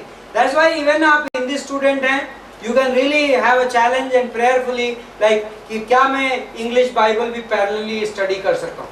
Sometimes now यहाँ पे आप क्लासिक एग्जाम्पल देख रहे हैं, आपको हिंदी ट्रांसलेशन में कोई वो नाव का कहीं आता पता नहीं है, क्योंकि हिंदी लैंग्वेज वहाँ पे अलाउ ही नहीं कर पा रही है। बट इंग्लिश में बोलते नाव। सो व्हेन यू से नाव, दैट मींस आप इससे पहले वाली बात से कनेक्ट कर रहे हो उस बात को। सो that is how you know कि जॉन निकोदेमुस की कहानी किस चीज से कनेक्टेड है। इसके पहले जॉन ने जो लिखा है, इसके पहले जॉन ने क्या लिखा है कि जीसस सबके दिलों को जानता था। नहीं होगा, exactly. So but now Greek language में there is a distinct word which is translated now there. This is how it begins. Like now is not a, see there are 2 ways to add a word. कहीं पे आप just उस sentence की continuity बनाने के लिए आपने word add कर दिया, that's a different thing. But यदि ओरिजिनल ग्रीक राइटिंग में नाउ के लिए ऑलरेडी वर्ड था, एंड आप जब हिंदी इंग्लिश में ट्रांसलेट कर रहे हो और आपने कहा ये नाउ यहाँ पे उतना अप्रोप्रिएट नहीं लग रहा है तो नाउ को स्किप कर दो, तो आपने क्या किया? Like now this is where Greek study will help you. Oh, so this means जी सडनली ये चैप्टर कहां से कनेक्ट हो गया? जॉन 2:23 से कनेक्ट हो गया। जीसस क्राइस्ट, ये जॉन निकोदेमस की कहानी इसलिए बता रहा है कि वाह, लोग बिलीव कर रहे थे, बोल रहे थे कि हम बिलीव कर रहे हैं, लेकिन उनके हार्ट में कुछ और ही था और जीसस को पता था। Okay, so let's go now. ये निकोदेमस नाम का मनुष्य था जो यहूदियों का सरदार था। This is also a good phrase, यहूदियों का सरदार था। ये जो भी था रूलर, ऑफ कोर्स हम जानते हैं कि सैनहेड्रिन का जो उनकी महासभा थी उसका क्या था? उसका पदाधिकारी था, उसका एक ऑफिशियल ऑफिस होल्डर था। But then that can be one understanding, लेकिन उसमें 70 ऐसे पदाधिकारी होते थे, 70 पीपल की सैनहेड्रिन थी। बट लेकिन जिस तरीके से टाइटल यूज किया गया है, he was a ruler of the Jews, like a ruler of the Jews, यहूदियों का एक मुखिया था। That seems like very distinguished, कोई बहुत ही ऊंचा आदमी। Like यदि यरूशलेम शहर में यदि आप रूलर ऑफ द ज्यूज बोला जाने वाला, कितने लोग आप मानोगे? लाइक यदि हम आज बोले कि ये सो एंड सो उस जगह का कलेक्टर है, तो यू विल नो कि ओके, कलेक्टर और असिस्टेंट कलेक्टर और डिप्टी कलेक्टर कुल मिला के 2-4 ऐसे लोग होते हैं। यू विल नॉट एक्सपेक्ट कि ऐसे 70 और 80 लोग होंगे। बट निकोदेमस उस क्लास का आदमी है, like he is one of the top cream. Okay, now let me go in the sequence which this guy uses. Koine Greek, he introduces Koine Greek and he goes in the, now let me, he says Nicodemus is exhibit number 1. Exhibit जानते हैं आप? Annexure 1 and Annexure 2. So John ने 2:23 में कहा कि Jesus सबके दिलों को जानता था। Annexure 1 is Nicodemus. Annexure 2 is सामरी स्त्री। So that is how that now connects it. Okay, now से अब, now को आप अब कह सकते हैं। Now Nicodemus, now this is one interesting. Nicodemus is a Greek name. Okay, यूनानी भाषा का नाम है।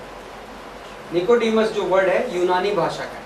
Now उस जमाने में एटलीस्ट रिच एंड पावरफुल लोगों के और जो ज्यूज होते थे, यहूदी जो होते थे, उनके दोनों भाषा में नाम होते थे। कोई और आपको एग्जांपल याद है जिसका दोनों लैंग्वेज में नाम था? पौलुस, राइट? पॉल का जूइश नाम क्या था? शाउल। एंड पॉल का यूनानी नाम क्या था? Paul, right? नाउ अपने उद्धार के पहले तक पॉल अपने कौन से नाम से जाना जा रहा था?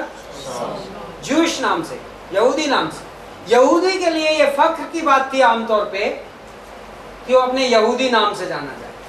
वो अपने लॉजिस्टिकल रीजंस, टैक्सेशन और थोड़ा अप्रोचेबिलिटी टू रोमन्स, उसके लिए अपना सेकंड नाम रखता था। बट एक्चुअली उसको फख्र था अपने यहूदी होने पे। बट इमेजिन, पॉल ने बाद में अपना नाम पौलुस कबूल कर लिया, गॉड ने चेंज किया, परमेश्वर ने बदला, वो भी जेंटाइल मिशंस की वजह से। पॉल की लाइफ में आपने पॉलुस की पत्रियों में पढ़ा था, वो पॉलुस की नागरिकता परमेश्वर की योजना में इस्तेमाल की गई। बट यहाँ पे ये आदमी है जो यहूदियों का मुखिया सा है, बट किस नाम से फेमस है? अपने यूनानी नाम से। दैट मींस ये person, now what does it tell you?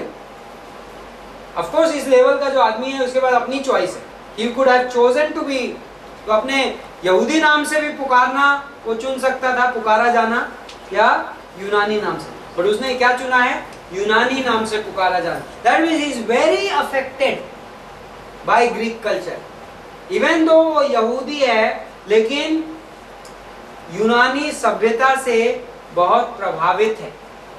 क्यों? क्योंकि उस जमाने में पैसा, लाइक ग्लैमर कहाँ था? रोम में था, right? So it is quite possible. Business. So now ये आदमी आता है यीशु मसीह के पास। एक और चीज, जो वर्ड रूलर ग्रीक टेक्स्ट में वो बोलता है कि प्री एमिनेंस, सर्वोच्चता, जो ग्रीक वर्ड, जो यूनानी भाषा में शब्द है रूलर, वो सर्वोच्चता दर्शाता है। इंग्लिश में भी एक्चुअली देखा जाए तो रूलर वर्ड सर्वोच्चता दिखाता है। यदि आपसे पूछा जाए आपकी कंपनी का रूलर कौन है, हाँ, लाइक द सीईओ, आप सीईओ का नाम लोगे या मैनेजिंग डायरेक्टर का लोगे, एंड इफ आप बहुत ज्यादा होगे तो आप बोर्ड ऑफ डायरेक्टर के 5-7 लोगों का नाम लोगे। That's it, very limited crowd, right? So he is the ruler. So कहते हैं प्री एमिनेंस जताता है, ये he must be a very prominent person in the nation. Okay, now ये आदमी कब आता है मिलने यीशु मसीह के पास? दूसरी पंक्ति में वह रात को यीशु मसीह के पास आता है। नाउ दिस इज इंटरेस्टिंग, क्योंकि यूहन्ना की किताब में इस आदमी का 2 बार और मेंशन है। कहाँ कहाँ? यूहन्ना के 7:50 में और यूहन्ना के 19:39 में, एंड दोनों बार लिखा है कि जो रात में, जो पहली बार रात में यीशु के पास आया है। तो दैट मीन्स इस घटना के बारे में ये बहुत रेलिवेंट है कि निकोदेमस रात में आया। ये निकोदेमस अब उस नाम से जाने लगा जो रात में आया, right? So that is important, you can look for that in your Bible. So that means क्यों आया होगा निकोदेमस रात में? किसी को पता न चले, secrecy, right? Secrecy, not fear, secrecy, किसी को पता न चले। नाउ उसके बाद वो कहता है हे रब्बी। नाउ रब्बी वर्ड, जो रब्बी जो था टाइटल किसके लिए यूज किया जाता था? शिक्षक के लिए। किस टाइप के?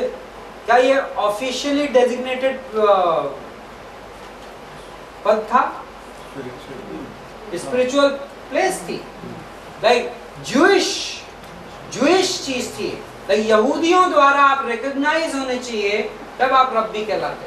बट क्या यीशु मसीह क्वालिफाइड रब्बी था? नो। यीशु मसीह 30 साल तक क्या कर रहा था? एक कारपेंटर के घर में, अपने फादर के ट्रेड में, and Yeshu Masih almost informally rabbi बन गया, राइट? लाइक वो जब मंदिर में आया फसह के पर्व में पहले साल बपतिस्मा के बाद, तो उसने प्रीचिंग चालू कर दी।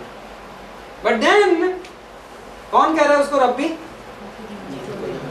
निकोदेमस। और निकोदेमस कौन है? Sanhedrin, right? महासभा का सदस्य, ruler. Okay, so that says something about Jesus from his childhood he was raised up and he was in the church and everything.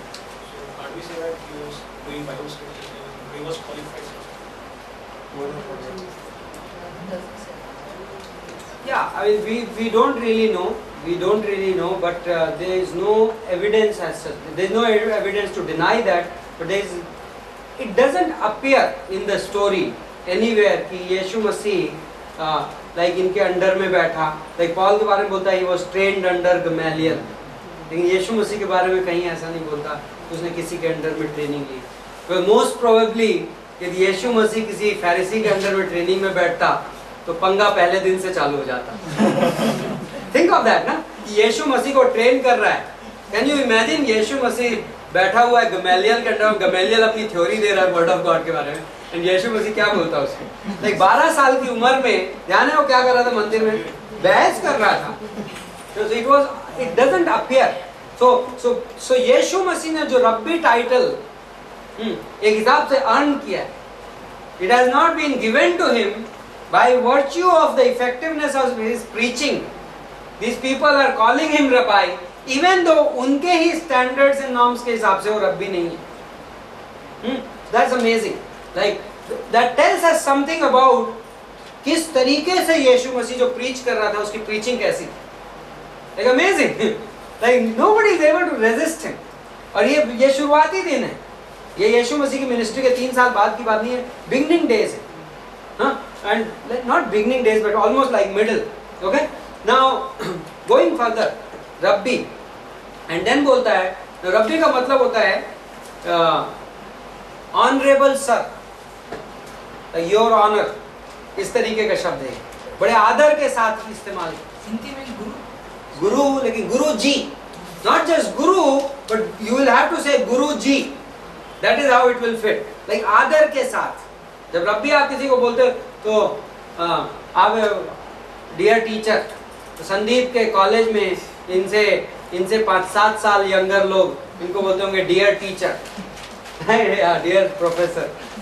But एक लाइक समटाइम्स शायद like करते होंगे respect, but sometimes उतनी respect नहीं करते होंगे.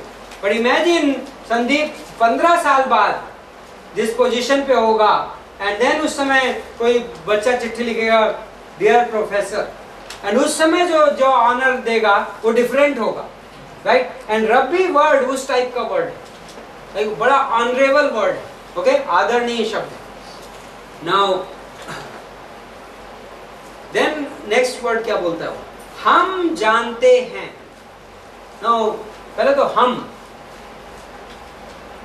हम इस क्या एक वचन है या बहुवचन? बहुवचन.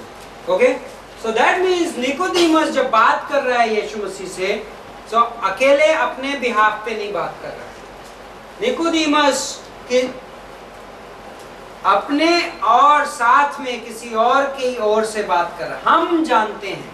now जानते के लिए जो वर्ड है आइडो, यूनानी भाषा में EIDO, ओके. तो यूनानी भाषा में जानने के लिए 2-3 डिफरेंट शब्द हैं, ओके. पहला है आइडो, EIDO, that means absolute knowledge based on facts, सच्चाई पर आधारित ज्ञान, ओके, पक्का ज्ञान, ये आइडो का मतलब. सो दैट मीन्स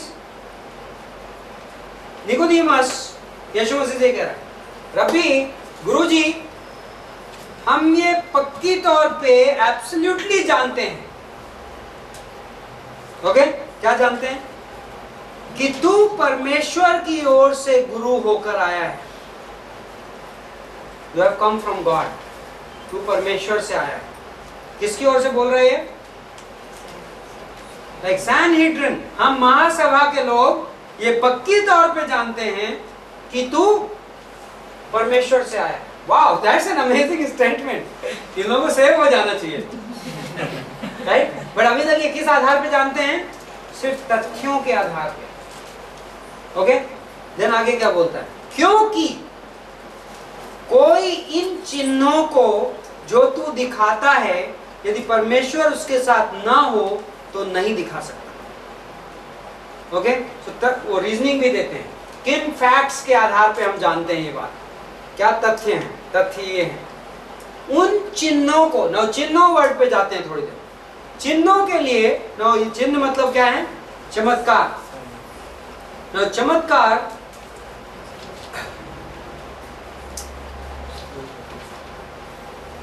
मैं थोड़ा आगे बढ़ गया, but okay, let's go back. He write some very interesting thing.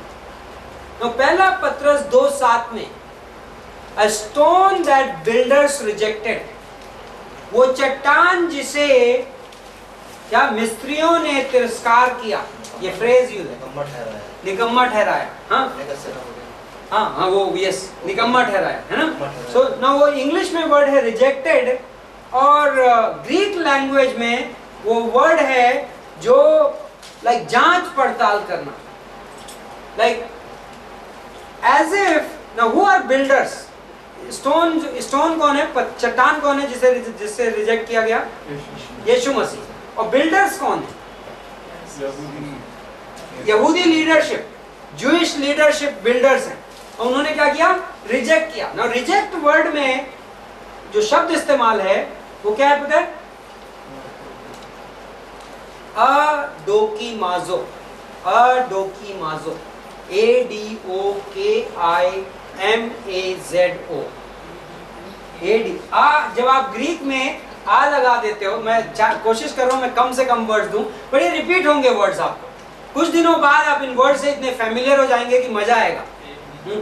ए जब आप लगा देते हो किसी वर्ड में ग्रीक लैंग्वेज में, तो ऑपोजिट हो जाता है.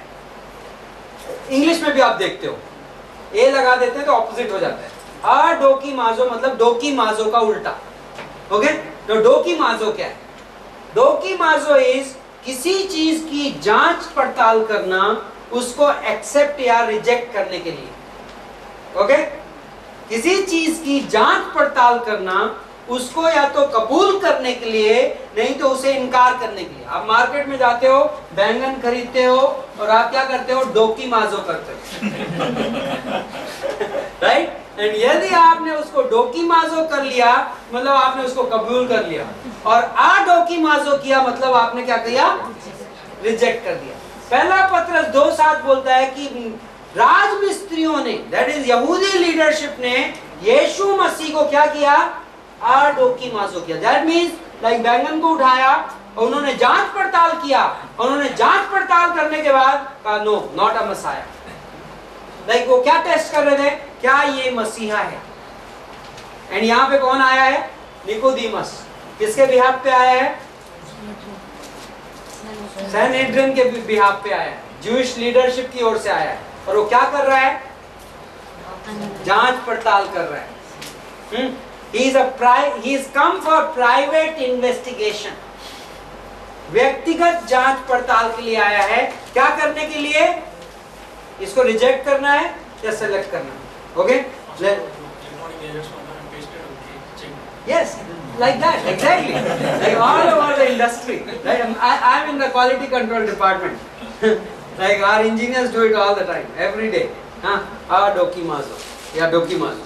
Okay, so amazing, private investigator, like वो like तुम मुझे संतुष्ट करो, and then and वो start भी बहुत बढ़िया करता है कि हमारे पास एविडेंस है, like हम आपको मसीहा का कैंडिडेट मान रहे हैं, क्योंकि यदि कोई परमेश्वर की ओर से ना आए तो ये चीजें नहीं कर सकता जो तुम कर रहे हो। Okay, now the next word is miracles.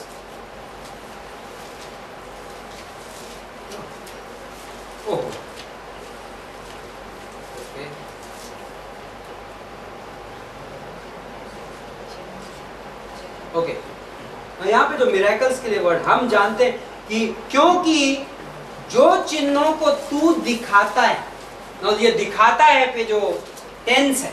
Now आपको ध्यान है, बाय द वे पिछले सेमेस्टर में मैंने आप लोगों को एक शीट दी थी, राइट? उस शीट को इस सेमेस्टर में भी अपने साथ रखिए, क्योंकि उस शीट को आप एक्चुअली 2-3 कॉपी बना लीजिए, अपनी फाइल्स में रखिए और उसको बिल्डअप करिए, बिकॉज ग्रीक ग्रामर में आपको कमांड आ जाएगा। प्रेजेंट टेंस, वर्तमान काल ग्रीक ग्रामर में आपको बहुत कुछ, टेंसेस ग्रीक ग्रामर में आपको हमेशा बहुत कुछ बताते हैं।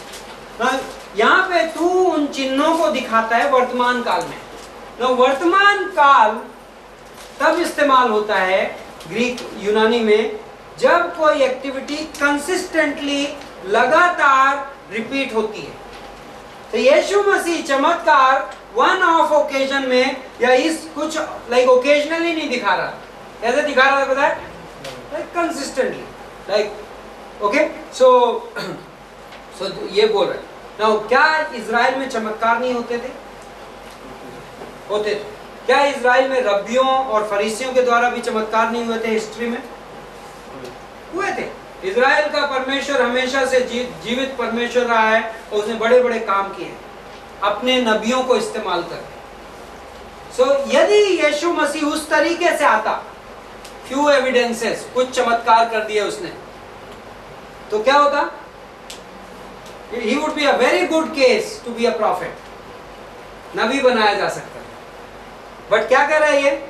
हमें पता है, एंड ऑफ कोर्स वो कह रहा है कि गुरु बन के आया तू, लाइक पहला वो, लेकिन तू जिस तरीके के चमत्कार दिखा रहा है, we are asking this question, constant performance of the miracle. Now 7 यूनानी शब्द हैं मिरेकल्स के लिए न्यू टेस्टमेंट में, okay, and we are not giving you that. 7 चमत्कार के लिए 7 यूनानी शब्द हैं, बट यहाँ पे, और यूहन्ना उस शब्द को बहुत इस्तेमाल करता है। एक शब्द है जो यूहन्ना इस्तेमाल करता है, वो क्या है पता है? Simian, S. और आप धीरे धीरे इंग्लिश और ग्रीक में कनेक्शन महसूस करने लगेंगे, देन यू विल एंजॉय। सिमियन मींस इंग्लिश में साइन। यूहन्ना इस वर्ष में क्या बोलता है पता है? The sign which you perform, many signs he perform, चिन्ह, राइट? चिन्ह एक चमत्कार होता है, लेकिन चमत्कार से कुछ अधिक होता है। ओके साइन तो क्या होता है? Okay let me give his definition. SEMEION.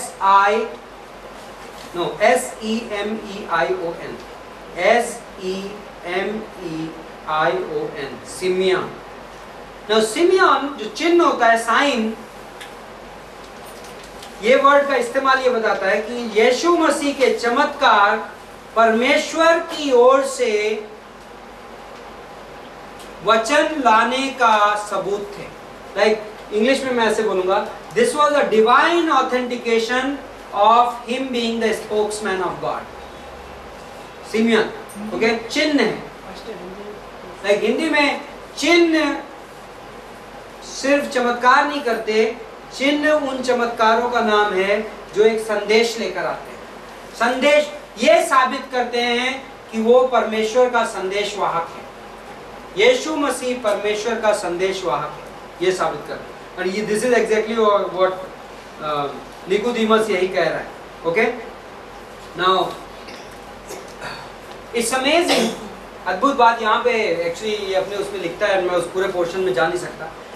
It's amazing कि क्रिश्चियनिटी इवन अर्ली शुरुआत के दिनों से क्रिश्चियनिटी के बारे में इवन जब सेकुलर हिस्टोरियंस लिखते हैं तो वो ये बोलते हैं कि क्रिश्चियनिटी शुरुआत से चमत्कारों से भरी हुई है. That is amazing. ये कई सारे अपने उसमें पूरा केस क्रिएट करता है, कई सारे ऑथर्स को कोट करता है, जोसेफस को कोट करता है, कई सारे क्रिश्चियनिटी के दुश्मनों को कोट करता है, क्रिटिक्स को.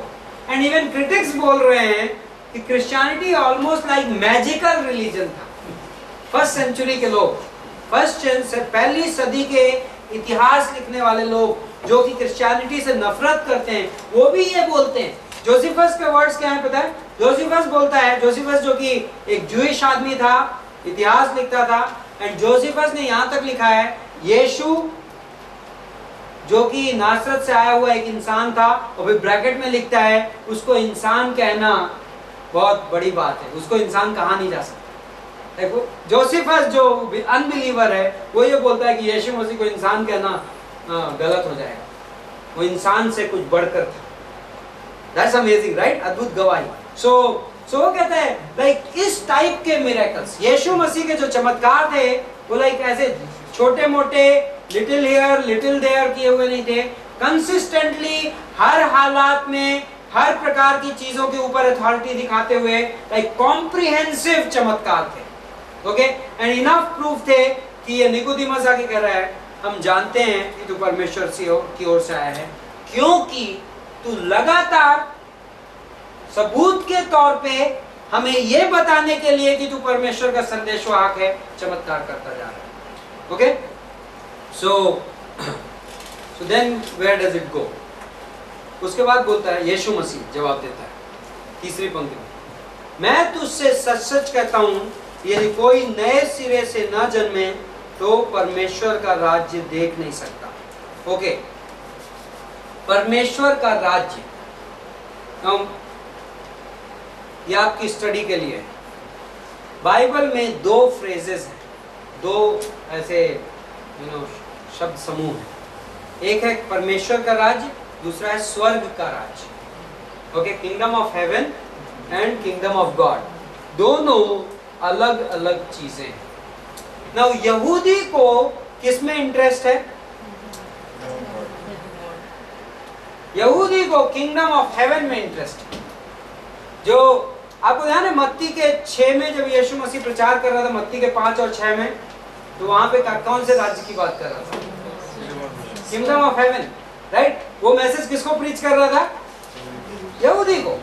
सो पूरी भीड़ उस मैसेज की और रिस्पांस कैसा था? Amazing revival. Like everybody wants to hear that message. क्यों? क्योंकि यहूदी को जो किंगडम प्रॉमिस था उसको क्या कहते थे? किंगडम ऑफ हेवन, स्वर्ग का राज्य. Okay now which is that kingdom of haven? यहूदी के पॉइंट ऑफ व्यू से किंगडम इज नियर, राज्य निकट है. कौन से राज्य की तलाश कर रहे थे यहूदी? Kingdom of haven. क्यों? क्योंकि वो लिटरल राज्य, दैट इज शाब्दिक राज्य, it's not a figurative.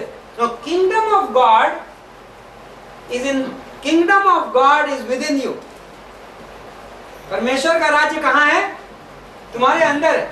It's not so literal, उतना शाब्दिक नहीं। किंगडम ऑफ गॉड क्या है? एक थॉट है।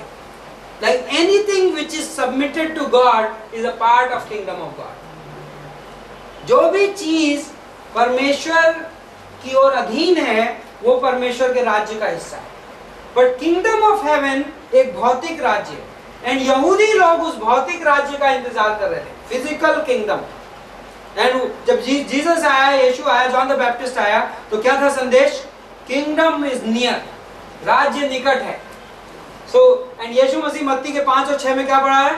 धन्य है वे जो क्या है? नम्र हैं, या क्या है? नम्र हैं, राइट? पुअर हैं, उन राज्य उनका है। हाँ, पुअर, जो आत्मा में गरीब हैं, क्योंकि राज्य उनका है। ये वादा था। सो यीशु मसीह अभी क्या बोल रहे हैं इनसे? मैं तुमसे सच सच कहता हूं, क्या होगा? यदि कोई दोबारा जन्म ना ले तो क्या होगा? वो क्या नहीं कर सकता? परमेश्वर के राज्य में। ना निकोदेमस के हार्ट में क्वेश्चन क्या है? तू मसीहा है ना, तो तू हमें कहां ले जाएगा? स्वर्ग के राज्य में ले जाएगा। हाँ, हमको तो स्वर्ग के राज्य में इंटरेस्ट है, क्यों? हम जूस हैं, हमको परमेश्वर ने वादा दिया है और हम 1000 साल के राज्य में इस धरती पे करेंगे और सारे रोमियो को ठीक कर देंगे। लाइक यहूदी की एक्सपेक्टेशन ये थी मसीहा से कि जब मसीहा आएगा तो हमारा दाऊद सिंहासन पे बैठेगा, पूरी धरती पे हमारा राज्य होगा। एंड जूडस ने जीसस के पे विश्वासघात क्यों किया? बेसिकली कि उसकी जो डेफिनेशन थी मसीहा की, जीसस उसमें फिट नहीं हुआ। डिसाइपल्स को भी बहुत स्ट्रगल हुआ, राइट? जो लास्ट तक सोच रहे थे कि कहीं पे कोई एक शॉर्टकट है। यीशु मसीह बता रहा है कि मैं तो मरने के लिए आया हूं, लेकिन जिस दिन तक मौत का टाइम नहीं आया तब तक भी उनको जरा सी होप थी कि कुछ अभी शॉर्ट सर्किट होने वाला है, क्योंकि हमारे हिसाब से मसीहा जो है वो क्या करेगा? लास्ट में राज्य करने वाला है। ये ज्यूइश एक्सपेक्टेशन है। एंड जीसस क्राइस्ट इस सेंटेंस में निकोदेमस की यहूदी आशा का क्या कर रहा है? चौपट कर रहा है, राइट? कि मैं तुमसे सच सच कहता हूं। पहले तो आप स्वर्ग के राज्य की तो बात ही नहीं कर रहे हो, आप परमेश्वर के राज्य की बात कर रहे हो, और उसमें भी आपने कह दिया कि दोबारा जन्म नहीं पाओगे तो घुसोगे नहीं। नाउ ये जो वर्ड है दोबारा, ओके, ग्रीक लैंग्वेज में दोबारा के लिए 2 शब्द है, ओके? एंड यहाँ पे जो शब्द ये दैट इज अबव, ये शब्द का ये भी मीनिंग होता है ऊपर से।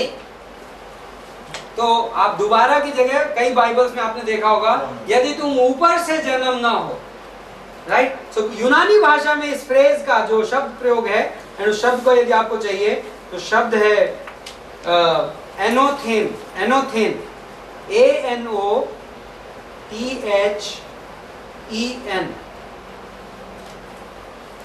नाउ यदि इस शब्द के दोनों मीनिंग है, अगेन भी मीनिंग है, दोबारा भी मीनिंग है, या अबव भी मीनिंग है, तो अब क्वेश्चन ये उठता है कि यहाँ पे हम क्या समझें? क्या इसका मतलब है दोबारा, बॉर्न अगेन? क्योंकि हम अक्सर बॉर्न अगेन बोलते हैं, right? This is biblical phrase, but actually उसका मतलब है बॉर्न फ्रॉम अबव, ऊपर से। यदि तुम ऊपर से ना जन्मो तो तुम परमेश्वर के राज्य में प्रवेश नहीं कर सकते। ये है उसका एक्चुअल मीनिंग। बट क्वेश्चन ये उठता है, हम अगेन क्यों ना माने, अबव क्यों माने? उसका आंसर है कॉन्टेक्स्ट। Yes, exactly. सो जो प्रसंग है वो ये निर्धारित करेगा कि इन दोनों में से कौन सा मीनिंग यूज होना चाहिए, और कौन सा मीनिंग यूज होना चाहिए। उस अध्याय में 3:31 में बड़ी बड़ी क्लियर शब्दों में लिखा है, वह जो ऊपर से आता है वह सबके ऊपर है, और जो धरती का है वो धरती का है और धरती की बातें करता है, लेकिन जो स्वर्ग से आता है वो सबके ऊपर है। सो ऊपर से आने की बात कर रहा है यीशु मसीह।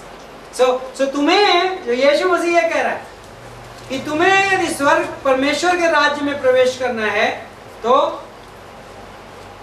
क्या करना पड़ेगा? ऊपर से जन्म लेना पड़ेगा। तो ओके, नेक्स्ट क्वेश्चन, ये ऊपर से जन्म क्या होता है, राइट? मैं दोबारा कैसे ना, दोनों मीनिंग पॉसिबल है, दोबारा भी हो सकता है, ऊपर से भी हो सकता है। और निकोदेमस को समझ में नहीं आ रहा है तो निकोदेमस सवाल पूछता है, क्या बोलता है? कोई व्यक्ति जब बूढ़ा हो गया हो तो फिर कैसे जन्म ले सकता है? क्या वह अपनी माता के गर्भ में दूसरी बार प्रवेश करके जन्म ले सकता है? यीशु ने उत्तर दिया, मैं तुमसे सच सच कहता हूं, जब तक कोई मनुष्य जल और आत्मा से न जन्मे तो वह परमेश्वर के राज्य में प्रवेश नहीं कर सकता। Now this question, controversial words, not so controversial but very vaguely interpreted words. जब तक कोई व्यक्ति, मैं केनेथ विश, मैं काफ़ी आज डिबेट किया केनेथ विश से, लाइक मेरी स्टडी में, एंड आई रियलाइज कि मैंने इस वर्ड्स के बारे में जो अब तक प्रीच किया है वो उतना एक्यूरेट नहीं था, क्योंकि वो कहता है जब तक कोई मनुष्य जल और आत्मा से ना पैदा हो। तो this is how Greek can convince you, like once and for all मैंने इस वर्ड्स पे मेरा जो इंटरप्रिटेशन था चेंज कर दिया। I agreed with Kenneth wish. उसने कहा इसके 3 जल, सी आत्मा से पैदा होना हम सब समझते हैं कि जो बॉर्न अगेन, जब हम यीशु मसीह पे विश्वास करते हैं तो हमारा नया जन्म है जो आत्मा का जन्म है। लेकिन जल से क्या है? तो उसने कहा 2-3 लोग इंटरप्रिटेशन देते हैं। एक बोलते हैं जल पर बाइबल में परमेश्वर का वचन है, सो परमेश्वर, सो ऑफ कोर्स उद्धार करते वक्त आपको वचन सुनने मिलता है और पवित्र आत्मा आता है, दोनों मिलकर काम करते हैं, तो वेरी कॉमन। बट उसका दलील ये देता है Kenneth wish very clearly, very good, बोलता है हाँ ओके, दलील ये है now in the hermeneutics, okay, oh so I will close at this, हम इसी पे स्टार्ट करेंगे। hermeneutics में एक सिद्धांत है, जो आप ये सिद्धांत लगा रहे हो hermeneutics, what is the purpose of interpretation, Bible के व्याख्यान का या अनुवाद का मकसद क्या है? anybody wants to guess here? What is the purpose? Like यदि आप एक सेंटेंस में, you have to keep this in your mind, that's why I am asking it this way. जब हम इंटरप्रेट कर रहे हैं बाइबल, ओके, हम पढ़ के समझने की कोशिश कर रहे हैं, मकसद क्या है? Understand God's mind, interpret correctly, believe in Him. Yes. Okay. Now this way, let me give it to you directly. I want to know what the author intended. See, एक चीज के 15 पॉसिबल मीनिंग हो सकते हैं, 15 मतलब संभव हो सकते हैं, उससे मुझे कोई फायदा नहीं, राइट? मैं इसके 15 पॉसिबल मीनिंग्स निकाल लूं इस वर्ड्स के, उससे मुझे कोई मतलब नहीं। मुझे मतलब कौन सा चाहिए पता है? लेखक जिसे लिख रहा था तो क्या कहना चाहता था, जिससे लेखक ने ये कहा उसने उसे क्या समझा। यदि मैं बाइबल के इंटरप्रिटेशन में इस जगह पे पहुंच जाऊं कि मैं ये समझ पाऊं कि लिखने वाला क्या कहना चाह रहा था और सुनने वाले ने क्या समझा, तो then I have arrived at the most accurate translation and that is the only translation which is important. Okay? मैं बाइबल में एप्लीकेशन कोई निकाल सकता हूँ। एप्लीकेशन का मतलब होता है हमारे फायदे, हमारे उपयोग के संबंधित व्यवहारिक हम कुछ उदाहरण निकाल सकते हैं। बट इंटरप्रिटेशन, जो अनुवाद है, एक ही है, and that is which what the author intended. So यहाँ पे why it can not be word of God, because Jewish mind में यू हैव टू सी, यहाँ पे जिस यीशु मसीह किससे बात कर रहा है? Nicodemus. Who is Nicodemus? Not just a ruler of Israel. आगे जाके यीशु मसीह क्या बोलता है पता है? निकोदेमस, तू तो उनका शिक्षक भी है, गुरु भी है, तुझे नहीं समझ में आ रहा है। That means you know who was he? He was a theologian of his generation, top class theologian of Jewish, like धर्मशास्त्री, teacher. Sanhedrin में maybe Nicodemus खड़ा होता रहा होगा once in a while, and his interpretation was considered as like wow, Nicodemus ने बोला है, almost like pastor so and so on television, right? Most of them are anyway, I don't know who they are. Anyway, so that means यीशु मसीह उस आदमी से बात कर रहा है जो एक यहूदी है, जो अपने जमाने का धर्मशास्त्री है, जिसको कि लाइक बाइबल आती है, जिसके पास इंटरप्रिटेशन है, and then Yeshu Masih expect कर रहा है कि कुछ चीजें निकोदेमस ऑटोमेटिकली समझेगा, because there is no interpretation given. And Yeshu Masih कहता है कि जब तक आदमी जल और आत्मा से न जन्मे तब तक वो उद्धार नहीं पा सकता। सो दैट मींस यीशु मसीह एक्सपेक्ट कर रहा है कि निकोदेमस को in his Jewish mind he should understand कि जल क्या होता है। Okay, so we leave it at that, at suspense. आप लोगों को